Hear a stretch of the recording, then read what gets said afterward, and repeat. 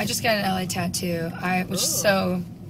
My family and my Philadelphian friends are very pissed about it, but I've got a huge Philly skyline under here, but like they don't see it. All they see now is this tiny little LA on my shoulder. So how many tattoos do you have? I just counted. I have 35.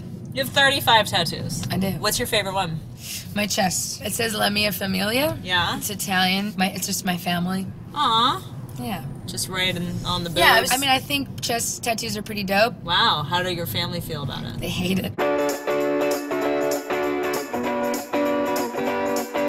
So I'm Christina Perri. I'm a singer-songwriter. Started writing music when I was 15. Got really into it and would play little coffee houses and stuff in Philly and kind of had that like, I'm gonna move to LA. And is that, as a musician, like I know for actors and, you know, maybe models, LA's the place, but it's music, like LA. Yeah, I moved out here on my 21st birthday, super nostalgically with my one guitar, one suitcase, and one big dream. Wait, literally a suitcase? Yeah, and P.S., it got lost on the plane, so actually just a guitar and like my carry-on bag, and then I moved to my big brother's place, and so I wore all his clothes for a whole week till they found my bag. I'm like, wow, what a good start, LA. Are you and your brother like at all the same size?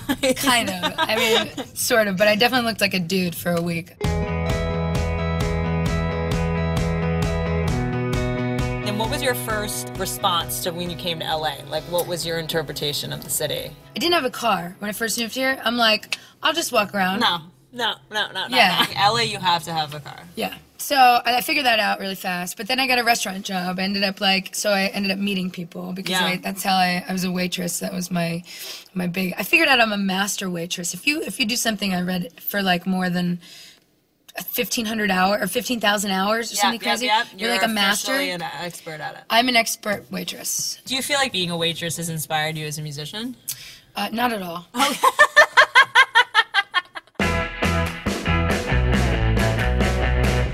Your success story is so sort of different, and I think that's just like a generational thing, because it's not like you know, played clubs and toured for 20 years and had to wait for someone to discover you. Like, you took matters in your own hands and used the internet to get noticed, right? It's funny, like, I feel like if I won a Grammy, I'd have to thank YouTube and Twitter. Because, like, literally, like, that's how it all started for me. It was my best friend dated a dude in a band. Well, slept with. Dated? You said dated. Yeah, dated. Now you're just turning into she's a whore. Well, yeah, that's what it really was.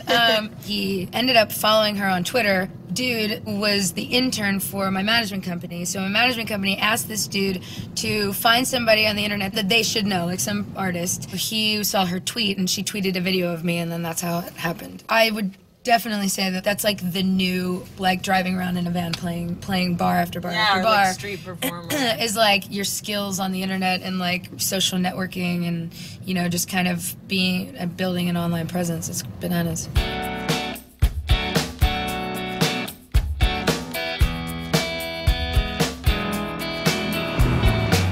Okay, so basically your friend's boyfriend tweeted, I mean, and how would you have and was this a video that you made yourself? Oh yeah, this is a video that me and best friend, did where I'm like in the corner of the room playing a song and she's dancing. It was just like literally just for us. But I mean, I've had an online presence, like I would post in my bedroom just like playing guitar or piano or something for really no reason other than just for myself. Like, I'm just kind of like almost like a video blog. So you got signed? I mean, they just called you and have a meeting? Well, they saw the video and they called me. They're like, hey, who are you? What's your deal? And I was like, hey, I do nothing. I'm a waitress. So they were like, come and meet us. And we just totally clicked. They put me with an unknown producer, just in the studio, like making an EP. So that's what I was doing in February, March and April and May. And then June, same best friend with the Twitter and the dude. She grew up with the choreographer on the show So I Think You Can Dance. She gets this email that says, hey, do you have like a cool song for like my dance I'm doing this season? I need something really heartfelt.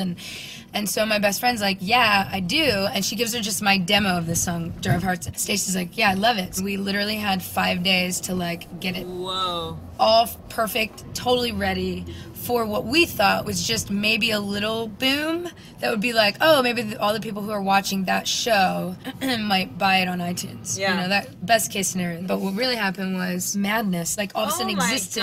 And me and my friend were there at the show. We're sitting there in the audience and we're like crying because it's like really rad. Like my song's really loud and people are dancing to it. And like that was the coolest moment ever. And then I looked down at my phone, 300 Facebook notifications. And then so we go outside and then it's 46 on chart, 36, 26, 16. Gosh. It goes all the way up to like 5. How do you like me now, bitch? And it, yeah, just all of a sudden I existed. It was insane. Okay, so super dorky. I'm really into the Twilight soundtrack. Oh my god! I remember seeing the movie because I'm obsessed with the movie. Are you? Yeah. Oh my god, I love you. Oh, I'm obsessed with it. I'm a Twihard. I'm completely obsessed. Oh, I saw the movie on a plane. I had never read any of the books, and I watched it once, watched it 4 more times in a row. I love you. That's what I did. Completely obsessed. It's such a good love story. You can't not be obsessed with it. I've got Bitten tattooed on my wrist. Oh my gosh, you do. It's the front of the books. Yeah. You really are hardcore. And what are those 3 colors? Oh, that's the Italian flag. Oh, okay. So this is it. This is where I first moved when I moved to LA. I was really sad. Yeah. I was excited. It was like on my own, you know, like moving to the big city with my big dream. I had no idea what was going to happen, you know, like you do when you move to a big town. And now you're in a Lexus driving around with me. Hey now. I mean, it doesn't get See much better you later, than Hauser this. Boulevard. See ya. See you later, Hauser. Let's go. There's a hooker.